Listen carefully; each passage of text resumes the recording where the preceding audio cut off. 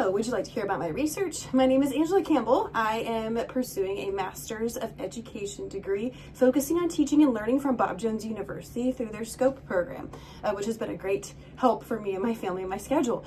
What I did actually with this project is I chose to discuss the problem of developing academic skills in our population of incoming sixth graders at a private middle school. And so the background to this is I'm the director of academics at our middle school, and I have been tasked with creating this course that's called Introduction to Middle School, which is an orientation to middle school course, which focuses on helping students with their executive functioning skills, their study skills, their technology skills.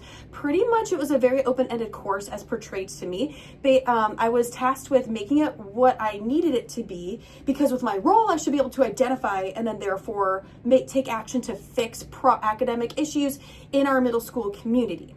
Therefore, I chose to identify the problem of the fact that our students that are coming in at the sixth grade level typically lack the executive functioning and independent study skills that you need to be successful in middle school from the transition from elementary school, where everything is just very different for a variety of reasons that we won't get into right now.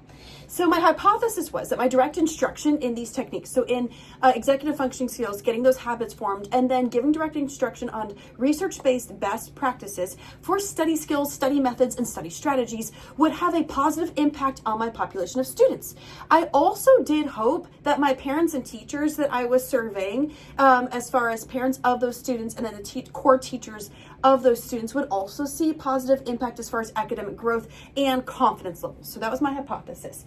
Now, as far as my results go, here I have two graphs for the students, because I did see something that I anticipated, which is that I did see a pretty decent growth when you take into account the fact that I did this over the course of 1 week. But then I also saw some unexpected lack of growth or really not measurable growth in some areas, such as their focus ability or even their confidence level. So while they took action in a positive way based on all of the questions that I surveyed and that I did these comparison graphs with, I didn't see the confidence levels rise like I had hoped. And so with teachers and parents, unfortunately, I only had 4 teachers to work with. They matched up pretty closely, both pre and post survey and then with each other. So while I can't use the data to compare for those purposes, I can use their answers to help guide me as I do some more investigating further. And I'm thinking that I probably need to do more anecdotal, quantitative data collection from the teachers as opposed to trying to focus on something like this, just because of small numbers and the tightness of our community at our school. For parents, I had a wide variance between the 36 parents who did respond, which is about almost half the parents of my sixth grade, which is noteworthy, and then the 5 parents who responded to the post survey. So the 36 responded to the pre-survey, 5 to the post. So the comparison there is just not really going to be relevant. However, I'm going to focus in on my pre-survey results, because I do think that there's really great information here to be gleaned to again help me as I continue to develop and design this curriculum.